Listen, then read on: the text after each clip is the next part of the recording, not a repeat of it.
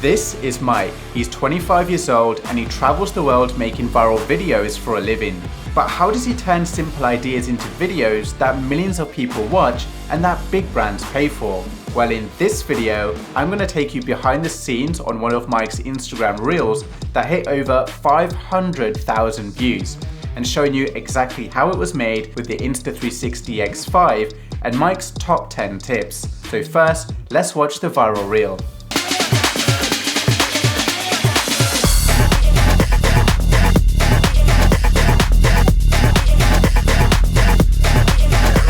So now that you have seen the result, let's go back to the beginning of how the video came about. Mike got a brief from Insta360 to make a promotional video for the brand new satin white color Insta360 X5. So how did myself, Mike and Alexi come together? Well, we were invited to Insta360's Hokkaido Legends Week in Japan. It's basically a gathering of Insta360 creators from all around the world to have fun and create content together. I met Mike and Alexi for the first time at this event and we decided to make a reel together. A team of 3 is ideal when you're making reels because you need a talent or model, and in this case we had Alexi on rollerblades, Mike as the camera operator, and myself to capture the behind the scenes. We walked around the hotel at night and we came across this lit up white maze. And because the theme of the video was white and we wanted to show how good the X5 is in low light, the white maze was the perfect location. So with the location confirmed, Mike and Alexi went to change their clothes because Mike's first top tip is to make sure you are wearing the right colors to show contrast. Look the clothes. For the behind the scenes, it's super important. I mean, because the people need to see how it's recorded. So if I go full black, it's not catchy also for the reel. So I go white because it's dark, so it's the contrast. Lights. Yes. Light up wheels, bro. Yeah. White headphone, bro. All white, all white. So when they changed and arrived back at the white maze, it was 9:15 p.m. Why was this a problem? Because the light maze was going to switch off at 10 p.m. So we had to capture this reel in 45 minutes. So we had to work fast. But before we could film anything, Mike dropped tip number 2, which is to make sure you pick the music first. First, the music. First step. There we go. First step, the music in my case, because I need to have the reel in my mind while I'm recording. So because of this, I can like do the movements in different styles. The music. I was curious about Mike's music selection, so I asked him what he thought about trending music. No, never. Never trending. Always with the mood of the video. Always. Mood of the video. Yeah, always. Never trending. Doesn't matter for me. Never trending. Never trending. Yeah. I agree, but sometimes trending. Yeah, it's good it boosts. Sometimes So if it's trending and it's in the mood of the video. but the mood is everything. The mood is everything. Yeah. If it doesn't match the video, Like 80%, 90% is the mood. Because we were on a time limit, Mike picked a music track that he favorited on Instagram that matched the mood and energy of Alexi rollerblading through the maze. Next, Mike wanted to know what isn't possible with Alexi rollerblading in the maze. And so tip number 3 is to experiment on set. Don't say what you can do, show what you can do, so everyone involved can see what's possible. and it's harder with like not a lot of room, but because like the more room I have, the better. But and I'll just do like a.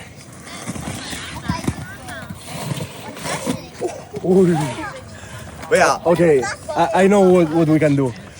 So now that Mike can see what Alexi is doing in the maze, Mike can now plan what shots he is going to capture. One is following you, running. Yeah, I'll go fast, bro. Yes. I will follow you. Like maybe and then I'll come out of here. like the. Yeah. Like how do they? And straight after, Alexi came up with the idea for the beginning of the video, which is to rollerblade fast past the camera and for Mike to follow behind him. And so tip number 4 is teamwork. It's never just one person's idea. Listen to other people and collectively coming up with ideas will help make a better result. I come like super fast, and then you're like, whoa, what the hell is that? And then I go. Okay. Bam, bam, bam. Okay, yeah. I follow you. And don't just settle for one place. Walk around the location and look out for other possibilities. While walking around the maze, Mike revealed tip number 5, which is little details matter. I don't like this. Yeah. Different colors, not. I mean, if there is more of this, yes. But not this. Yeah. This orange on the right. No. No, I think here not because it looks like Christmassy. Christmas. Merry Christmas. What I like is this ground because it's like, it's not totally. I don't know how to say it in English. It's not totally Perfect. perfect. Yes. So it have contrast also, so it's good. Even though the behind the scenes shot shows up first in the video, Mike's top tip number 6 is to film the result first and the behind the scenes last. I always shoot first the final result, okay? And then the behind the scenes. I mean, because sometimes the behind the scenes, if I'm shooting, maybe I'm shooting with a different position that for the person that is shooting the behind the scenes, they don't see well how it's recorded. So I shoot first the result, and then I repeat the behind the scenes, but showing more. Like, for example, if I'm doing like these movements, okay, like this is the result. But for the behind the scenes, I do like this because then you can see, you know, how I do this. Because if I'm like this, the person that is here don't see all the stick, for example. Tip number 7 is Mike's best camera settings. Now, Mike revealed that he usually films in 5.7K resolution just so he has access to 60 frames per second. This is because he does a lot of fast movements and he has the flexibility in editing to slow down the footage. But for nighttime, he had to adjust. He's always shooting at 24. I'm different, yeah. I'm different. But always, it's because of reason. I mean, he have the reason that it's because of the motion blur of the street. Yeah. And it looks more fast, no? Yeah, it in the depends on video. what you're filming. Depends on Look what you're faster. filming, right? Me, in my case, I do a lot of movements with the camera, so I need more frames, more shutter speed, and then I can do slow motions and all this. So Yeah. it's like for different reasons, but always Yeah. have a reason, you know? Well, are you going to trial it both 24 and 60 and see what works? Or Here not, No. because I have the problem that is at night, so yeah, I yeah. only can shoot at pure video. Ah, That got is it. 8K, 30 frames. yeah. So now Mike is finally ready to start filming, and every time Mike records a shot, he will check it on the Insta360 app and do a quick reframe. He is checking to make sure the lighting is okay, there is no blur, the angles look good, and it is the shot that he imagined. So tip number 8 is to have a feedback loop when filming. It's so important to check what you have recorded, think about how to improve it, and then record the next shot. Don't just film endless shots without checking, thinking that one of these shots is going to end up being the best.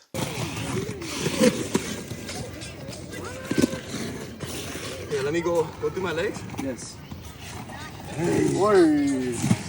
I lost the... You can even put it through the fence for a cool shot, eh? Now we have the automatic tracking, but I always do it manual with a computer. Once Mike is happy capturing that one shot, he will then move on to the next shot.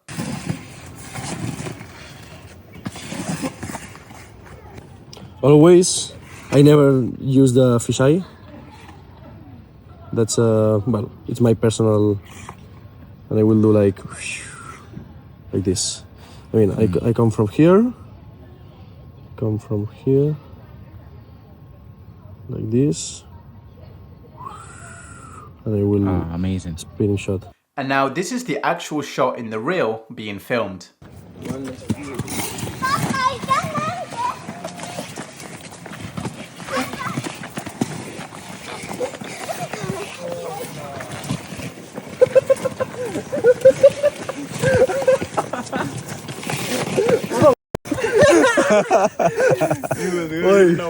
Was good.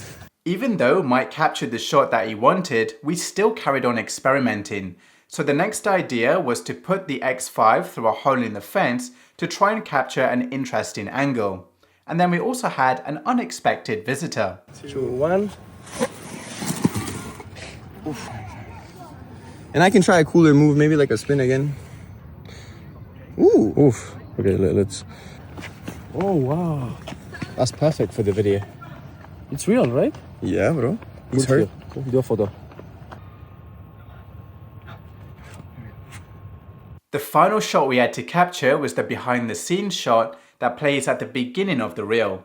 And so Mike's top tip number 9 is to think about what the camera sees rather than what you see. So for example, when you're showing the selfie stick to the camera, make sure you are showing the thickest tubes instead of the thinnest tubes because it shows up better on camera. For the result, I'm filming like this, but for the behind the scenes, I put it like this. I mean, if it's short, obviously, because this is bigger. So for the behind the scenes, you will see more you know? Yeah, I see. You will see the stick better. Yeah, yeah. If I film like this, It's too thin. it's too thin. Ready? 3, 2, 1, let's go.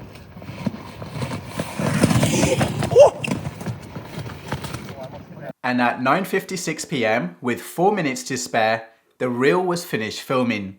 And so we treated ourselves to a smoothie at 7-Eleven. Okay.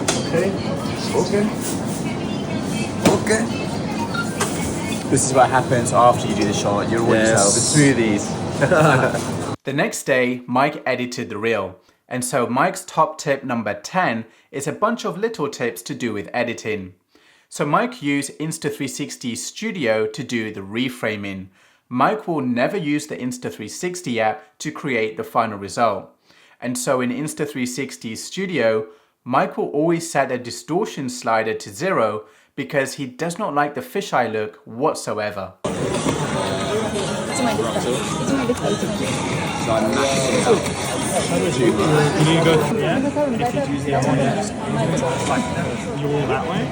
Once the X5 shot is reframed, Mike used DaVinci Resolve to put together the iPhone BTS footage and the X5 shot. Now, I can't play the audio from the behind the scenes footage I shot of Mike editing because it contains a copyright track playing in the background. But these are 4 things Mike did to create a viral edit. So number 1, he added a color grade to make the colors more punchy for social media. 2, he added motion blur in Insta360 Studio, but he also added a zoom blur in DaVinci Resolve to make the motion look faster. 3, he added a camera shake to the iPhone BTS footage to give it that extra motion to match the mood and energy of the music. And 4, he sped up the X5 shot by 10% to make it look naturally fast without giving it away that the shot was sped up in editing. And that's how Mike made this viral video.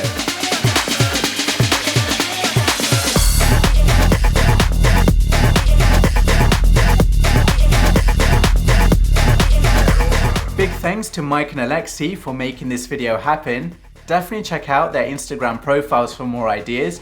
I put their links in the video description, and let me know in the comments below, what else would you like to learn from Mike and Alexi? And who else would you like to see me film the behind the scenes of? This could be a series. Let's see. See you in the next one.